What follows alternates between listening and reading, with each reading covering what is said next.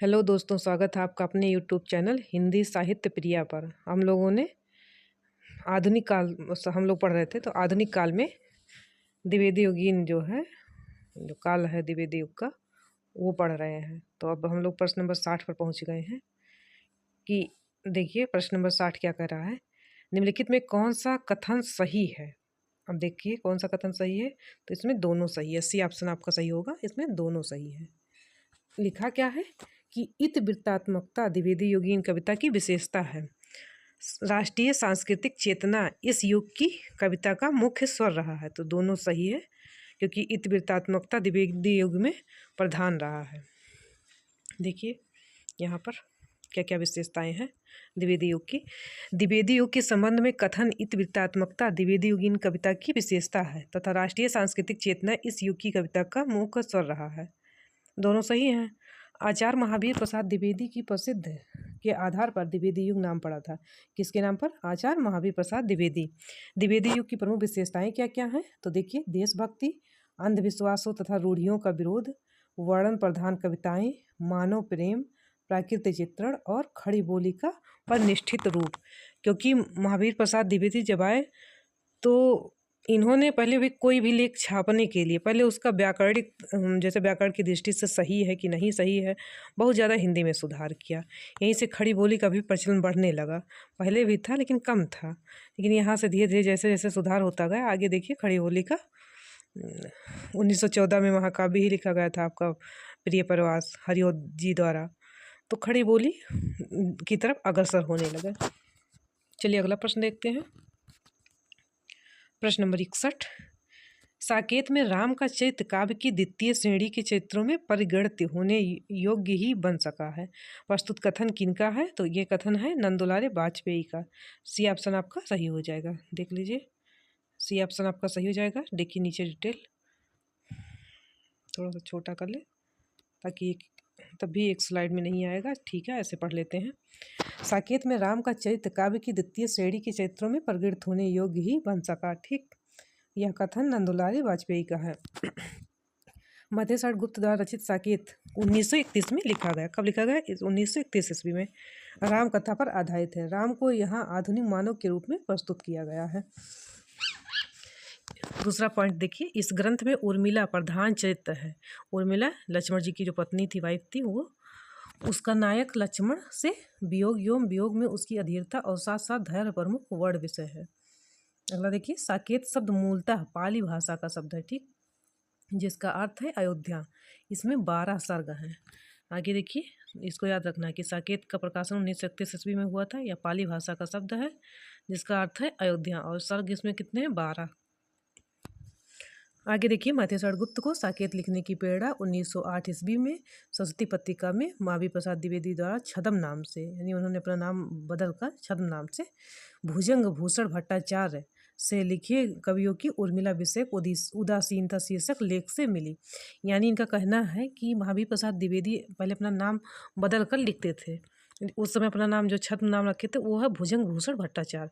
तो उसमें जब इन्होंने लेख लिखा तो उसमें लिखा कि उर्मिला की तरफ किसी का ध्यान नहीं जा रहा है। इतने सारे कवि हुए लेकिन उर्मिला के बारे में कोई नहीं लिखा। तो इसी बात को पढ़कर मधेश्वर गुप्त साकेत लिखे और उनका ध्यान आकर्षण किए। डॉक्टर नगेंद्र ने साकेत को जनवादी काव्य कहा है। आचार्य रामचंद्र शुक्ल ने मधेश्वर गुप्त को सामंजस्यवादी कवि कहा है। ठीक, अगला देखते हैं। प्रश्न नंबर 62। अयोध्या सिंह उपाध्याय हरिओद की कृति प्रिय प्रवास में राधा का परंपरा से एक भिन्न रूप भी है, वह है? तो आइए देखते हैं क्या हुआ। वह है समाज सेविका। सी ऑप्शन सही हो जाएगा। ठीक, वह समाज सेविका, एक जो भिन्न रूप है वह है समाज सेविका के रूप में। प्रिय प्रवास में राधा का परंपरा से एक भिन्न रूप भी है, वह है समाज सेविका का। देखिए, हरिओद ने 3 प्रबंध काव्य लिखे हैं जो निम्न है। कौन कौन? प्रिय प्रवास 1914 ईस्वी, पारिजात 1937 ईस्वी, वैदेही वनवास 1940 ईस्वी। यानी इनका 3 ग्रंथ है, प्रिय प्रवास, पारिजात और वैदेही वनवास। देखिए, प्रिय प्रवास को खड़ी बोली हिंदी का प्रथम महाकाव्य माना जाता है। अभी हमने आपको बताया ही है। प्रिय प्रवास का सर्वप्रथम नाम वज्रांगना विलाप था। यह संपूर्ण काव्य संस्कृत के वर्णवृत्तों पर आधारित है। हरिओद द्वारा ब्रजभाषा में रचित रसकलश 1931 ईस्वी एक रीत ग्रंथ है। ठीक, रसकलश जो है इनका एक रीत ग्रंथ है। 1931 में इन्होंने लिखा था, जब साकेत की रचना हुई थी तभी।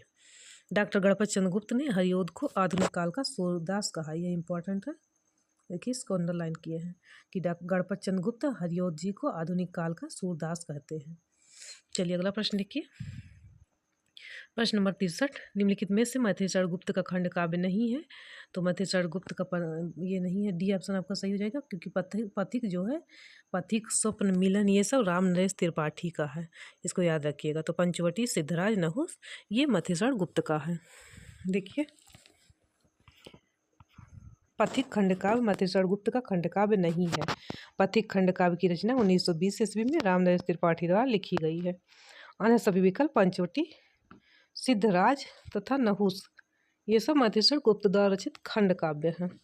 मथेश्वर गुप्त ने बांग्ला कवि माइकेल मधुसूदन दत्त की रचनाओं का मधुप नाम से मधुप उपनाम है अनुवाद किया। गुप्त जी ने मार्क्स की पुत्री जैनी पर भी जाइनी नामक काव्य लिखा।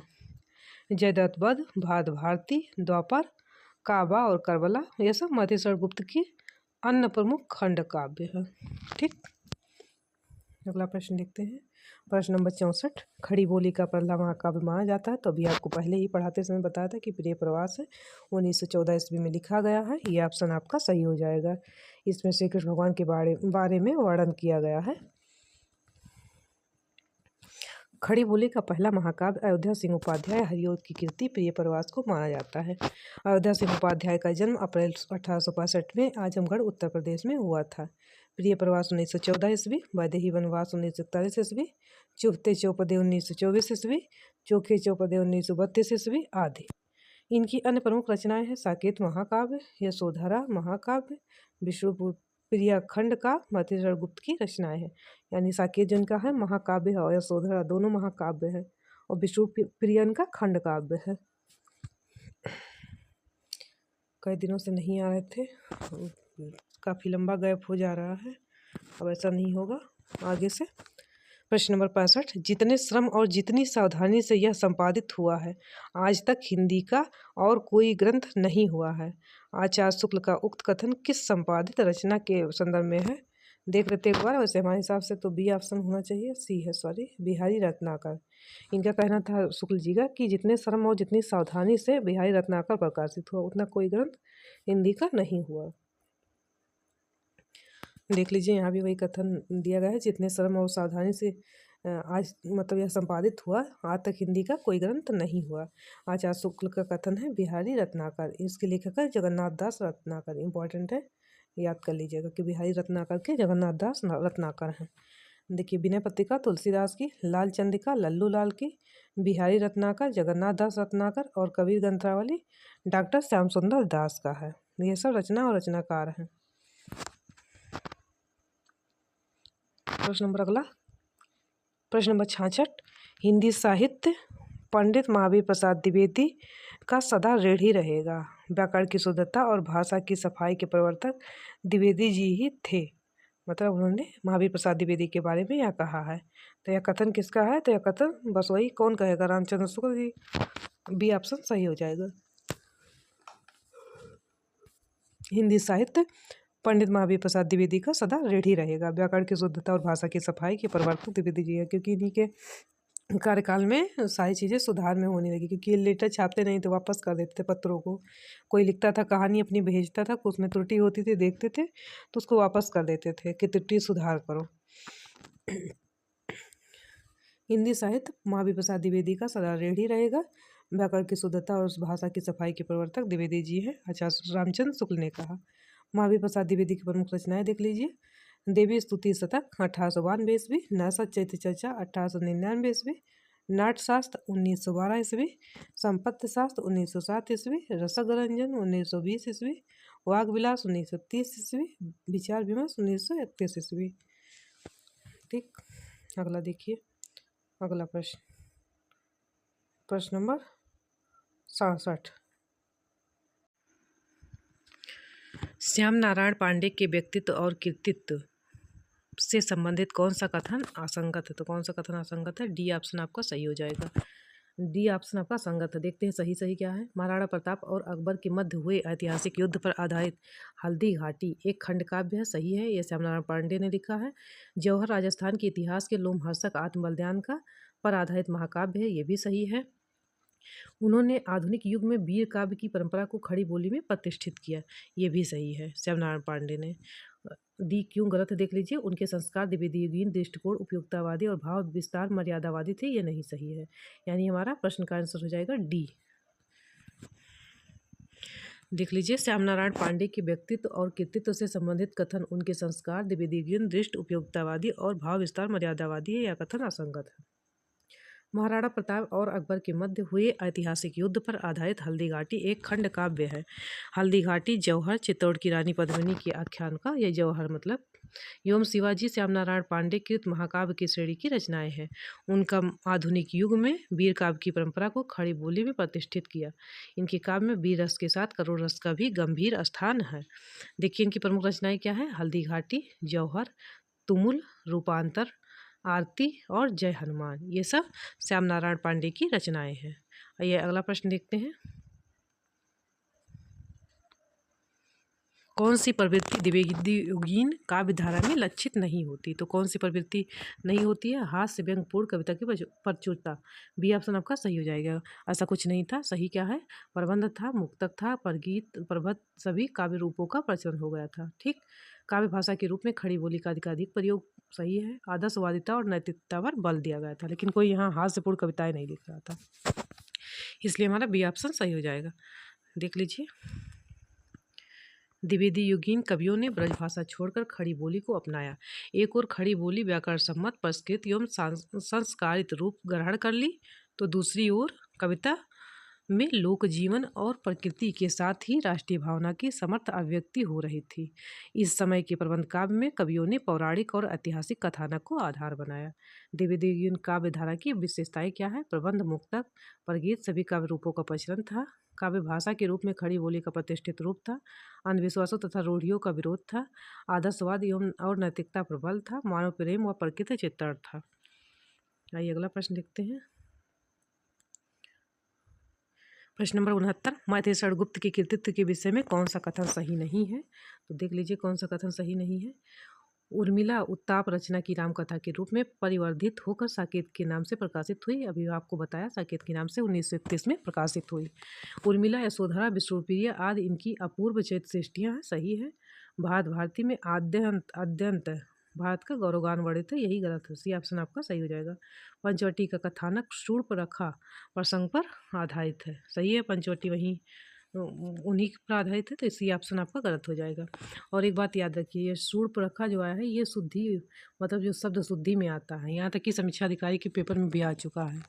इसमें जो हिंदी आती है उसमें पूछता है सही इसमें से कौन सा सही है सॉरी, तो पूछता है इसमें कौन सा सही है, तो इसकी लिखावट को ध्यान रखिएगा, यही सही होता है। आगे देखिए, भारत भारती में आदंत भारत का गौरवगान वर्णित है। मतेश्वर गुप्त के कृतित्व के विषय में यह कथन सही नहीं है। 1912 ईस्वी में प्रकाशित मतेश्वर जी की काव्य कृति भारत भारती कई सामाजिक आयामों पर विचार करने को विवश करती है। यह खंड मतलब जो ग्रंथ है 3 भागों में बांटा गया है। कौन कौन सा? अतीत खंड, वर्तमान खंड तथा भविष्य खंड। अतीत खंड भारतवर्ष के इतिहास पर गर्व करने को पूर्णतः विवश करता है, जो उनका अतीत है। दूसरी ओर वर्तमान खंड में दारिद्र्य, नैतिक पतन, अव्यवस्था और आपसी भेदभाव से जूझते उस समय के देश की दुर्दशा को दर्शाते हुए सामाजिक नूतनता की मांग रखी गई है। भविष्य खंड समस्या समाधान के निराकरण और लोगों से उसके लिए आवाहन करने के प्रयास से संबंधित है। ये समझ में आया? 3 भाग में है। मतेश्वर गुप्त ने द्विवेदी जी के लेख से प्रेरणा लेकर उर्मिला उत्ताप रचना प्रारंभ की, जिसके 4 सर्ग सन 1920 के पहले ही रचे जा चुके थे, किंतु बाद में गुप्त जी ने अपनी रचना को संपूर्ण रामकथा का रूप देने का विचार किया और इसे साकेत के नाम से रचकर प्रकाशित किया। मतेश्वर गुप्त सन 1925 में रचित पंचवटी नामक खंड काव्य का कथानक राम साहित्य के एक चिरपरिचित प्रसंग शूर्पणखा प्रसंग पर आधारित है।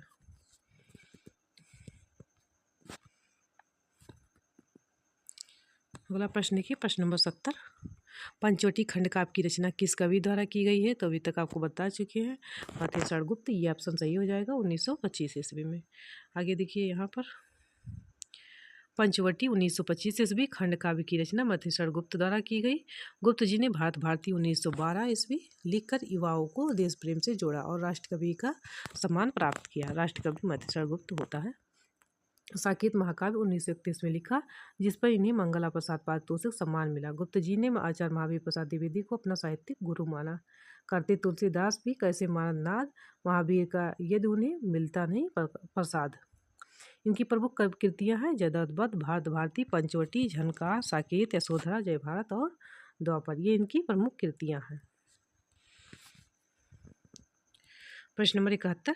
वह धर्म में विशिष्टाद्वैतवादी, विचारों में गांधीवादी, साहित्य में अमितावादी है। यह कथन मथेश्वर गुप्त के विषय में किसने किया था? यह बच्चन सिंह ने। सी ऑप्शन आपका सही हो जाएगा। यह कथन बच्चन सिंह का है। देखिए, वह धर्म में विशिष्टाद्वैतवादी, विचारों में गांधीवादी, साहित्य में अमितावादी। यह कथन मथेश्वर गुप्त के विषय में आचार्य बच्चन सिंह ने कहा। मथेश्वर गुप्त को हिंदी साहित्य जगत में दद्दा नाम से संबोधित किया जाता है। इनकी कीर्ति भारत भारती 1912 के बाद महात्मा गांधी ने इन्हें राष्ट्रकवि की उपाधि दी। मथेश्वर गुप्त ने 12 वर्ष की अवस्था में ब्रजभाषा में कनकलता नाम से कविता रचना आरंभ किया। प्रश्न नंबर 72। किसक क्रंदन इनमें से किसकी काव्य कृति है? तो किसक क्रंदन स्नेही जी की है, गया प्रसाद शुक्ल स्नेही। सी ऑप्शन सही हो जाएगा। ये इनकी किसक क्रंदन है। यहाँ देख लीजिए, गया प्रसाद शुक्ल स्नेही का प्रेम पचीसी, कुसुमांजल, राष्ट्रीय बेड़ा, त्रिशूल तरंग, करुणा कादम्बनी। रामनारायण त्रिपाठी की अभी आपको बताया था मिलन है, और स्वप्न बताया था पथिक। तो यहाँ पे 2-4 और पढ़े हैं, देख लीजिए। मिलन 1918 ईस्वी, पथिक 1920 ईस्वी, मानसी 1927 ईस्वी, स्वप्न 1920 ईस्वी और कविता कौमुदी। ये इनकी 4-5 ग्रंथ है, याद रखना है। मथेश्वर गुप्त जी की है रंग में भंग 1909, जयद्रथ 1910, भारत भारती 1912, किसान 1917, विकट भर 1929, साकेत 1931, यशोधरा 1932, द्वापर 1936, जय भारत 1952, विष्णुपुरा 1957। चलिए अगला प्रश्न देखते हैं। प्रश्न नंबर 73 है। निम्नलिखित कृतियों को उनके प्रकाशन के अनुसार आरोही क्रम में व्यक्त करने वाली श्रेणी है। तो आरोही क्रम में है आपका भारत भारती पहले आएगा, फिर साकेत, यशोधरा, फिर जय भारत। बी ऑप्शन सही हो जाएगा।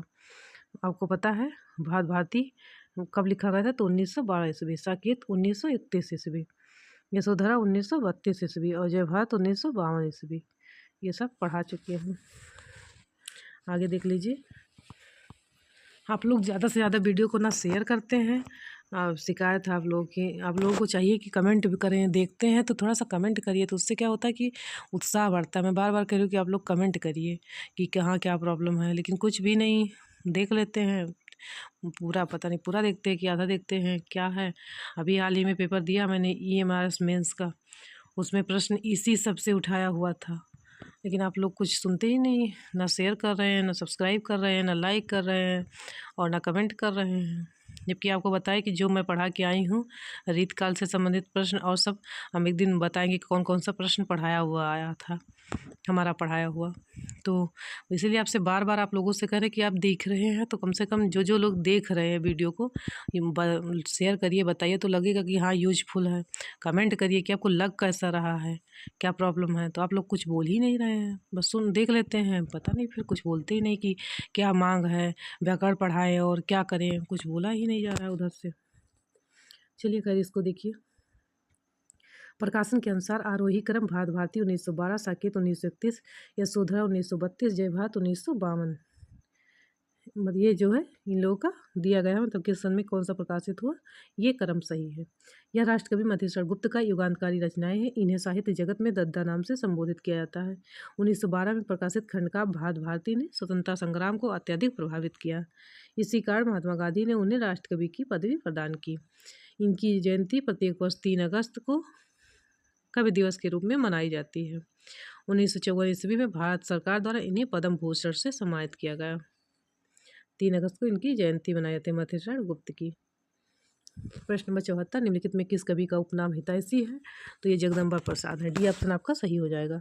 ये मान के चलिए कि जो आने वाला टीजीटी, पीजीटी और जीआईसी ये सब एग्जाम है, 50% क्वेश्चन इसमें से हूबहू आएंगे। जैसे मैंने आप लोगों को पढ़ाया था बिहारी के बारे में, एक पंक्ति था कि मुक्तक चुना हुआ गुलदस्ता है। ये रामचंद्र शुक्ल ने कहा था बिहारी के बारे में। पूरा तो मुझे अभी नहीं याद आ रहा, लेकिन बताएंगे। ये एकदम वही प्रश्न उठा के दे दिया था, वही प्रश्न वही उत्तर। और भी कई सारे प्रश्न को एकदम जैसा पढ़ाया सेम वही प्रश्न उठा के दे दिया है।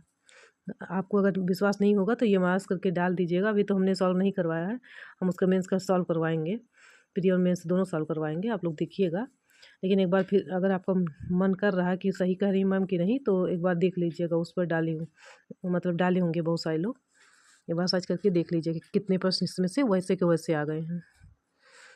देखिए, जगदम्बा प्रसाद मिश्र, जन्म 1895 ईस्वी, निधन 1957 ईस्वी। इनका जन्म हुआ था मुरादाबाद, उन्नाव, उत्तर प्रदेश में। इनका उपनाम हितैषी है। इनकी प्रमुख रचनाएं हैं मातृ गीता, कल्लोलिनी, वैकाली रचना आदि। देखिए प्रश्न नंबर अगला, देखिए प्रश्न नंबर 75। प्रश्न नंबर 75 में क्या है? प्रिय प्रवास के संबंध में सही तथ्य हैं। क्या प्रिय प्रवास के बारे में सही है? इसमें हिंदी के मात्रिक छंदों का प्रयोग हुआ है? नहीं, ये सही नहीं है। प्रिय प्रवास खड़ी बोली हिंदी का प्रथम महाकाव्य है, सही है। इसके छंदों में तुकांतता नहीं है। इसमें 27 सर्ग है, गलत है। 27 सर्ग नहीं, तीसरा सही है, चौथा गलत है। चौथा और पहला गलत है। प्रिय प्रवास खड़ी बोली हिंदी का प्रथम महाकाव्य है, इसको याद रखना है। इसके छंदों में तुकांतता नहीं है, इसको भी याद रखना है। यानी 2 और 3 सही है, हमारा डी ऑप्शन हो जाएगा।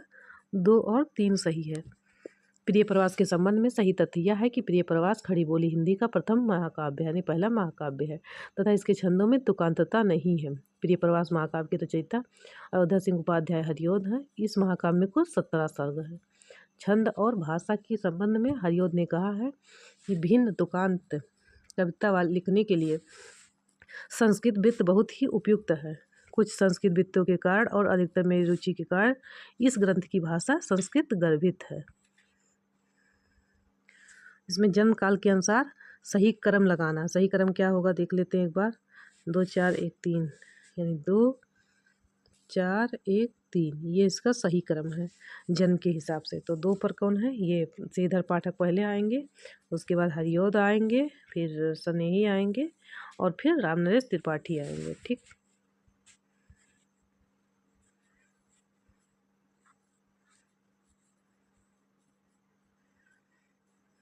देखिए यहाँ पर एक बार फिर से पढ़ दे रहे हैं क्या क्या नहीं। श्रीधर पाठक 1858 ईस्वी, अयोध्या सिंह उपाध्याय जन्म था 1865 ईस्वी, गया प्रसाद शुक्ल स्नेही 1883 ईस्वी और रामनरेश त्रिपाठी 1889 ईस्वी। ये इनका जन्म क्रम था। अगला प्रश्न देखिए, प्रश्न नंबर 77। हम राज्य के लिए मरते हैं, सच्चा राज्य परंतु हमारे कृषक ही करते हैं। इस प्रसंग में उर्मिला का कौन सा विचार सही नहीं है? तो सही क्या क्या है? सामंती समाज में स्त्रियां मर्यादा के नाम पर घर की चारदीवारी में कैद रहती थी, सही है। किसान स्त्रियां अपने पतियों के साथ स्वतंत्रतापूर्वक विचरण करती थी, ये भी सही है। किसान राज समाज से अधिक सुखी है। और चौथा दिया है कि राज्य सुख भाग्यशाली लोगों को प्राप्त होता है, यानी इसमें डी ऑप्शन गलत होगा। ऐसा कुछ नहीं होता कि राज्य सुख जो है सिर्फ भाग्यशाली लोगों को प्राप्त होता है। देख लीजिए, हाँ डी ऑप्शन गलत है। इस प्रसंग में उर्मिला यह विचार राज्य सुख भाग्यशाली लोगों को प्राप्त होता सही नहीं है। उपयुक्त काव्य पंक्तियां मथेशगुप्त रचित साकेत महाकाव्य के 9वें सर्ग से उद्गीत। प्रश्न नंबर हम लोग आ गए 78 पर। आज रात इससे परदेसी चल कीजिए विश्राम यही, जो कुछ वस्तु कुटी में मेरे ग्रहण संकोच नहीं। प्रस्तुत काव्य पंक्तियों के रचयिता है तो श्रीधर पाठक, बी ऑप्शन आपका सही हो जाएगा। श्रीधर पाठक है इसके लेखक।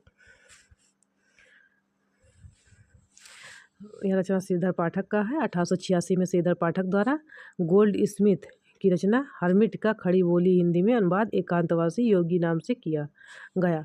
यह पंक्तियां इसी रचना से अवतरित की गई हैं। शेष अन्य 3 पंक्तियां अंबिका दत्त व्यास, रामनरेश त्रिपाठी और हरिओद असंगत है। असंगत है, थोड़ी सी तबीयत नहीं सही है, प्रॉब्लम हो रही बार बार। प्रश्न नंबर 79। निम्नलिखित में से कौन सी रचना रत्नाकर की नहीं है? तो कौन सा जो है रत्नाकर का नहीं है, हमारे हिसाब से डी ऑप्शन होना चाहिए, रत्नाकर का नहीं है, नहीं बी नहीं है, सुंदरी तिलक रत्नाकर की रचना नहीं है, सुंदरी तिलक रत्नाकर की रचना नहीं है, बी ऑप्शन सुंदरी तिलक ये रत्नाकर की रचना नहीं है। आप लोगों को पढ़ने का मतलब अब आदत क्या डालना है, अब ज़्यादा दिन पेपर बचे ही नहीं है, तो इसलिए तेज़ी से रिवीजन करना है। हम सोच रहे थे आप लोग ज़्यादा से ज़्यादा देखेंगे, कमेंट करेंगे तो हम जल्दी जल्दी व्याकरण भी पढ़ा देंगे, लेकिन आपका कोई रिस्पांस नहीं आ रहा है, इसलिए कुछ समझ भी नहीं आ रहा है। सुंदरी तिलक रत्नाकर की रचना नहीं है, यह गजानंद की कविताओं का संकलन है, जिसे भारतेंदु हरिश्चंद्र ने संकलित किया है। जगन्नाथ दास रत्नाकर द्विवेदी युग काल के रचनाकार है। इनका जन्म 1866 ईस्वी में हुआ था। गंगा अवतरण 1927 ईस्वी, उद्धव शतक 1929 ईस्वी, हिंडोला 1994 ईस्वी, वीर अष्टक आदि रत्नाकर जी की काव्य कृतियाँ है। अगला प्रश्न, प्रश्न नंबर 80, पथिक किस काव्य संग्रह है, किसका काव्य संग्रह है? तो यह है रामनरेश त्रिपाठी। आपको बता ही चुके हैं कि यह रामनरेश त्रिपाठी का काव्य संग्रह है। ये ऑप्शन आपका सही हो जाएगा। 1920 ईस्वी में लिखे थे पथिक। मिलन 1918, पथिक 1920, मानसी 1927, स्वप्न 1929 ईस्वी। स्वप्न हेतु इन्हें हिंदुस्तानी अकादमी पुरस्कार मिला। प्रश्न नंबर 81, अयोध्या सिंह उपाध्याय का ग्रंथ प्रिय प्रवास किस भाषा में लिखा गया? तो आपको पता खड़ी बोली, ये ऑप्शन सही हो जाएगा। खड़ी बोली में रचा गया। अयोध्या सिंह उपाध्याय हरिऔध कृत प्रिय प्रवास खड़ी बोली में लिखा गया। हरिऔध कृत प्रबंध काव्य पहला है प्रिय प्रवास 1914 ईस्वी। इसमें कितना सर्ग है? 17 सर्ग है। कृष्ण के बचपन से मथुरा प्रस्थान तक का इसमें वर्णन है। फिर दूसरा है पारिजात 1937 ईस्वी, 15 सर्ग है। आध्यात्मिक एवं धार्मिक विषयों का वर्णन है। तीसरा है वैदेही वनवास 1940 ईस्वी। इसमें 18 सर्ग है। राम के दास सीता के निर्वासन की कथा है। प्रिय प्रवास को खड़ी बोली का प्रथम महाकाव्य माना जाता है। इसका जो सर्वप्रथम नाम था वो क्या था? वज्रांगना विलाप। हरिऔध को डॉक्टर गणपत चंद्र गुप्त ने आधुनिक काल का सूरदास कहा है, ये भी याद रखना है। प्रश्न नंबर 82, श्रीधर पाठक ने कौन सा अनुवाद ब्रजभाषा में किया? तो उजड़ ग्राम करके। श्रीधर पाठक ने उजड़ ग्राम का अनुवाद ब्रजभाषा में किया है। श्रीधर पाठक द्वारा किए गए अनुवाद एकांतवासी योगी है। देख लीजिए कौन कौन सा किया था। 1886 ईस्वी। ये किसकी रचना थी? गोल्ड स्मिथ की रचना हर्मिट। हर्मिट का इन्होंने अनुवाद किया था खड़ी बोली हिंदी में, और इसका हिंदी में क्या नाम से किया? तो एकांतवासी योगी। कब किया? 1886 ईस्वी। दूसरा उजड़ ग्राम 1889 ईस्वी। ये भी गोल्ड स्मिथ की रचना थी, नाम था उसका गोल्ड स्मिथ। अंग्रेजी मतलब अंग्रेजी में लिखे हैं इन्होंने अपना ग्रंथ, तो इसका खड़ी बोली या ब्रज भाषा में जो भी अनुवाद किए हैं, तो ये इसका नाम था डिजर्टेड विलेज, यानी उजड़ ग्राम नाम से इन्होंने हिंदी में उसमें ब्रज भाषा में अनुवाद किया है। किया किसने था? तीनों श्रीधर पाठक ने किया था। और एक गोल्ड स्मिथ की रचना है ट्रेवलर करके, 1902 ईस्वी में इसका जो है खड़ी बोली में अनुवाद किया श्रांत पथिक नाम से। यानी इनकी 3 रचनाओं को एक ब्रज भाषा में, 2 खड़ी हिंदी में अनुवाद किया। तो ये प्रश्न पूछता है कि जैसे पूछ लेगा कि हर्मिट का हिंदी अनुवाद में क्या नाम है? तो एकांतवासी योगी। और रचना हर्मिट पूछेगा तो गोल्ड स्मिथ। तीनों रचना हर्मिट, डिजर्टेड विलेज और ट्रेवलर, ये तीनों रचना गोल्ड स्मिथ की थी, और तीनों का अनुवाद श्रीधर पाठक ने किया था एकांतवासी योगी, उजड़ ग्राम और श्रांत पथिक के नाम से। आइए अगला प्रश्न देखते हैं। प्रश्न नंबर 83, गौतम बुद्ध की पत्नी की उज्ज्वल चरित्र के अंकन के लिए महेश्वर गुप्त ने किस ग्रंथ की रचना की? तो यह ग्रंथ था यशोधरा। आपको पता है कि गौतम बुद्ध की पत्नी का नाम यशोधरा था, तो सी ऑप्शन सही हो जाएगा। उसी के नाम से ये अनुवाद इन्होंने किया था। देख लीजिए, यशोधरा 1932 ईस्वी में की रचना है। महेश्वर गुप्त ने गीत नाट्य शैली में की, मतलब गीत नाट्य शैली है। इसमें महात्मा बुद्ध के संन्यास के उपरांत यशोधरा की उद्दांत स्थिति का चित्रण है। इसकी एक पंक्ति दृष्टव्य है। सिद्ध हेतु स्वामी गए यह गौरव की बात, पर चोरी चोरी गए यह बड़ा व्याघात। मतलब उनकी पत्नी कहती हैं कि सिद्ध के लिए गए हैं तो अच्छी बात है, लेकिन चोरी चोरी गए यह मुझे आघात पहुँचा रहा है, यह अच्छा नहीं है। संन्यास देखिए ऐसा लिखा जाता है, ये इसको भी देखते चलिएगा, क्योंकि सही करने में ये सब भी पूछ लेता है कि शब्दों को सही, कौन सा शब्द सही है, अशुद्धि में समझ लीजिए। गुप्त जी ने साकेत 1931 ईस्वी में महाकाव्य लिखा था। आपको पता है उर्मिला के विषय में साकेत लिखा गया था। इस पर उन्हें मंगला प्रसाद पारितोषिक सम्मान मिला। गुप्त जी ने आचार्य महावीर प्रसाद द्विवेदी को अपना साहित्यिक गुरु माना, यानी महेश्वर गुप्त साहित्यिक गुरु महावीर प्रसाद द्विवेदी को मानते थे। इनकी कुछ रचनाएं देख लीजिए। भात भारती, झंकार, द्वापर, जयदत्त वध, रंग में भंग आदि। इनकी जो 5 रचनाएं हैं वो दी गई हैं। चलिए अगला प्रश्न देखते हैं। प्रश्न नंबर है 84। मनोविनोद भाग 1, 2, 3 किसकी रचना है? मतलब ये 3 भागों में है, तो यह भी श्रीधर पाठक की रचना है। सी ऑप्शन आपका सही हो जाएगा। मनोविनोद 1882 ईस्वी, भाग 1, 2, 3 श्रीधर पाठक का ब्रजभाषा में रचित मौलिक काव्य है। श्रीधर पाठक खड़ी बोली के प्रथम स्वच्छंदतावादी कवि हैं। इनका कश्मीर सुषमा 1904 ईस्वी में ब्रजभाषा में रचित है। अन्य मौलिक काव्य है। देख लीजिए प्रश्न नंबर 85। हल्दी घाटी नामक महाकाव्य की रचयिता कौन है? तो अभी हमने आगे पढ़ाया हुआ था कि श्याम नारायण पांडे हैं। ये ऑप्शन आपका सही हो जाएगा। हल्दी घाटी, जौहर, ये सब उनका रचना है, श्याम नारायण पांडे। श्याम नारायण पांडे द्विवेदी युग के महत्वपूर्ण कवि हैं। हल्दी घाटी तथा जौहर 1945 ईस्वी इनका महाकाव्य है, इनका महाकाव्य भी है। माखनलाल चतुर्वेदी राष्ट्रीय सांस्कृतिक धारा के कवि हैं। इन्हें एक भारतीय आत्मा के नाम से जाना जाता है। ठीक, अगला देखिए। अगला है प्रश्न नंबर 46। आचार्य रामचंद्र शुक्ल ने प्रिय प्रवास की निम्नलिखित में से किस विशेषता का उल्लेख नहीं किया है? तो देख लीजिए, अधिकतर पदों में बड़े ढंग से हिंदी अपनी चाल पर चली चलती दिखाई पड़ती है। इसकी कथा वस्तु एक अच्छे प्रबंध के लिए पर्याप्त है। यह काव्य अधिकतर भाव व्यंजनात्मक और वर्णनात्मक है। हिंदी को है, था, किया, दिया ऐसे 2-1 क्रियाओं के भीतर ही सिमट कर रह जाना पड़ा। देख लेते थोड़ा कौन सा सही है। 86 का बी, 86 का बी, यानी रामचंद्र शुक्ल ने इसे अपने बुक में स्थान नहीं दिया है कि इसकी कथा जो वस्तु है यह अच्छे प्रबंध के लिए पर्याप्त है, ऐसा उन्होंने नहीं कहा, बाकी सब कहा है। देखिए इसका डिटेल देख लीजिए। आचार्य रामचंद्र शुक्ल ने प्रिय प्रवास की विशेषता में इसकी कथा वस्तु एक अच्छे प्रबंध के लिए पर्याप्त है का उल्लेख नहीं किया। अन्य विकल्प आचार्य रामचंद्र शुक्ल द्वारा प्रिय प्रवास के संबंध में बताई गई विशेषता है। प्रिय प्रवास हरिओद जी का हिंदी खड़ी बोली का प्रथम महाकाव्य है। लिखा कब गया था? 1914 ईस्वी में। अयोध्या सिंह उपाध्याय हरिओद की महत्वपूर्ण रचनाएं हैं। रसिक रहस्य 1899 ईस्वी, प्रेम पंच 1900 ईस्वी, चोखे चौपदे 1932 ईस्वी, चुभते चौपदे 1924 ईस्वी, प्रिय प्रवास 1914 ईस्वी, पदम परसून 1925 ईस्वी, रस कलश 1931 ईस्वी, फूल पत्ते 1935 ईस्वी, कल्पलता 1937 ईस्वी, मर्म स्पर्श 1956 ईस्वी। अगला प्रश्न देखिए। प्रश्न नंबर 87। भालों में रण झनकार अभी, लटकी कट में तलवार अभी, भोलेपन पर मैं ललकार अभी, आंखों में है अंगार अभी, प्रज्ञा प्रवाह उद्गीत उपयुक्त पंक्तियाँ किस कवि की है? तो यह श्याम नारायण पांडे की, क्योंकि ये मतलब राष्ट्रीय चेतना से जुड़े हुए थे। देख लीजिए यहाँ पर, भालों में रण झनकार अभी, लटकी कट में तलवार अभी, भोले पल में ललकार अभी, आंखों में है अंगार अभी, प्रज्ञा प्रवाह से उद्गीत उपयुक्त पंक्ति श्याम नारायण पांडे की है। हम कौन थे, क्या हो गए और क्या होंगे अभी, आओ विचार करें आज मिलकर ये समस्याएं सभी। यह कथन मधुसूदन गुप्त का है। स्वानों को मिलता दूध भात, बच्चे भूखे अकुलाते हैं, माँ की हड्डी से ठिठुर चिपक जाड़े की रात बिताते हैं। यह पंक्ति दिनकर की है। प्रश्न नंबर 88। भारत भारती के रचनाकार कौन है? तो आपको पता है मधुसूदन गुप्त जी हैं। भारत भारती के रचनाकार 1912 ईस्वी में लिखा गया था। डी ऑप्शन सही हो जाएगा। भारत भारती के रचनाकार मधुसूदन गुप्त हैं। इस रचना की मूल प्रेरणा मुसद्दे हाली तथा ब्रजमोहन दत्तात्रेय कैफी कृत भारत दर्पण पुस्तक से प्राप्त हुई। इसी रचना को लिखने पर महात्मा गांधी ने इन्हें राष्ट्रकवि की उपाधि दी थी, यानी मधुसूदन गुप्त को राष्ट्रकवि की उपाधि महात्मा गांधी जी ने दिया था। ये भी याद रखिएगा। किस पुस्तक पर? तो भारत भारती। भारत भारती 3 भागों में विभाजित है, ये भी पूछता है। आधुनिक काल के काव्य में कविताएं किस भाषा में लिखी जाती थी? तो आपको पता है कि खड़ी बोली में। ये ऑप्शन सही हो जाएगा, क्योंकि भारतीय युग में भी खड़ी बोली में रचनाएं होने लगे थे।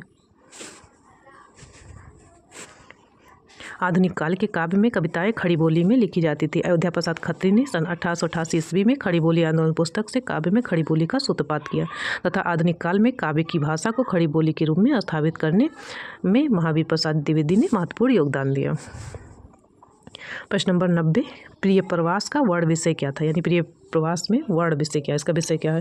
तो इसमें है कृष्ण का मथुरा प्रवास, यही इसका वर्ण विषय है। बचपन से लेके कृष्ण के मथुरा प्रवास तक। 90 का सी हो जाएगा सही। प्रिय प्रवास 1914 ईस्वी को खड़ी बोली का प्रथम महाकाव्य माना जाता है। इसमें 17 सर्ग हैं। इसका वर्ण विषय कृष्ण की बचपन से लेकर मथुरा प्रस्थान तक का है। प्रिय प्रवास अयोध्या सिंह उपाध्याय हरिओद की कृति है। प्रिय प्रवास पर इन्हें मंगला प्रसाद पारितोषिक पुरस्कार से सम्मानित किया गया। इन्होंने 3 प्रबंध काव्य लिखे हैं जो निम्न है। प्रिय प्रवास 1914 ईस्वी, पारिजात 1937 ईस्वी, वैदेही वनवास 1940 ईस्वी। प्रश्न नंबर 91, भारत भारती की रचयिता कौन है? तो माथेश्वर गुप्त हैं। सी ऑप्शन आपका सही हो जाएगा। भारत भारती 1912 ईस्वी राष्ट्रीय कवि माथेश्वर गुप्त की काव्य कृति है। इस कृति का भारत के स्वाधीनता संग्राम के दौरान जन जागरण पर अहम योगदान था। गुप्त जी ने खड़ी बोली को कविता की भाषा के रूप में स्थापित करने में महत्वपूर्ण भूमिका निभाई। भारत भारती को 3 भागों में बांटा गया है: अतीत खंड, वर्तमान खंड तथा भविष्य खंड। प्रश्न नंबर 92, निम्न में से कौन सी एक रचना ब्रज भाषा में है? तो आपका रस कलश है, हरिओद जी का रस कलश। डी ऑप्शन सही हो जाएगा। रस कलश 1931 ईस्वी में ब्रज भाषा में रचित एक रीत ग्रंथ है। रस कलश 1931 ईस्वी के रचनाकार अयोध्या सिंह उपाध्याय हरिओद हैं।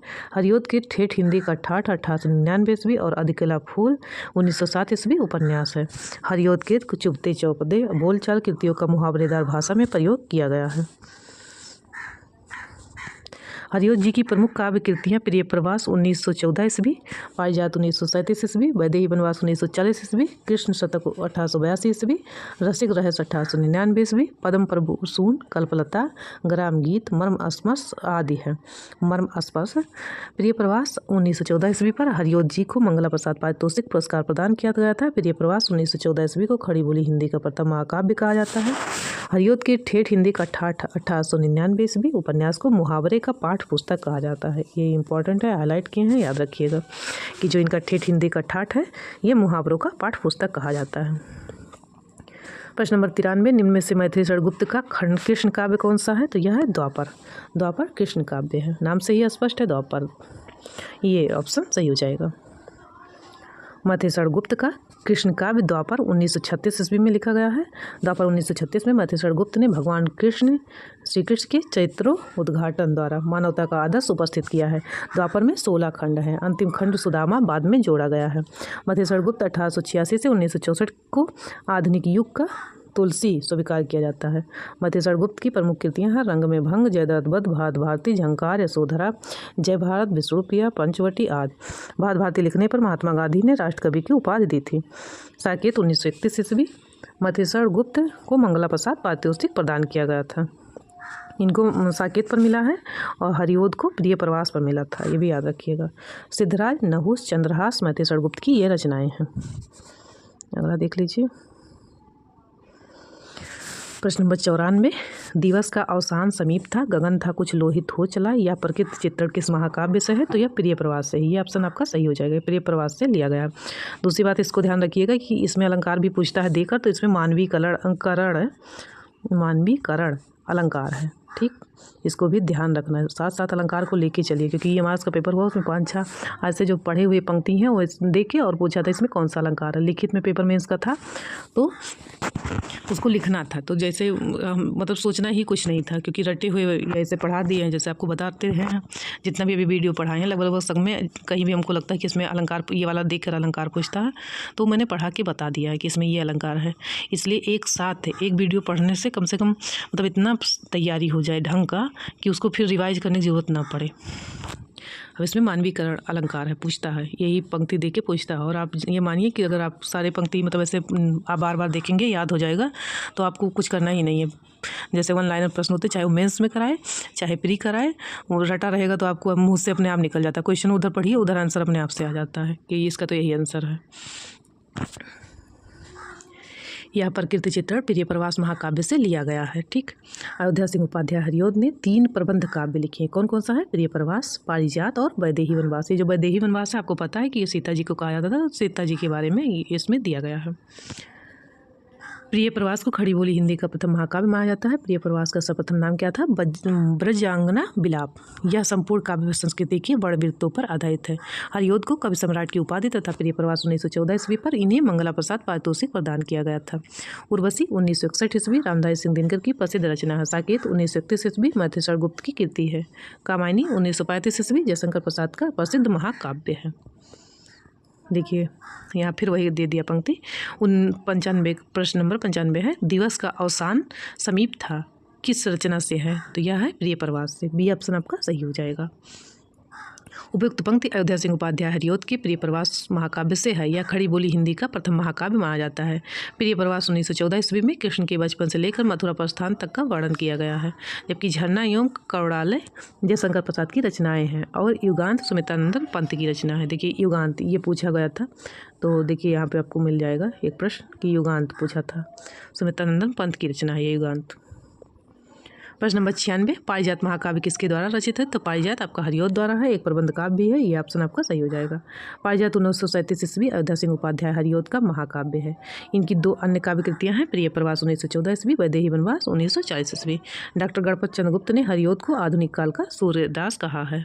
ठीक।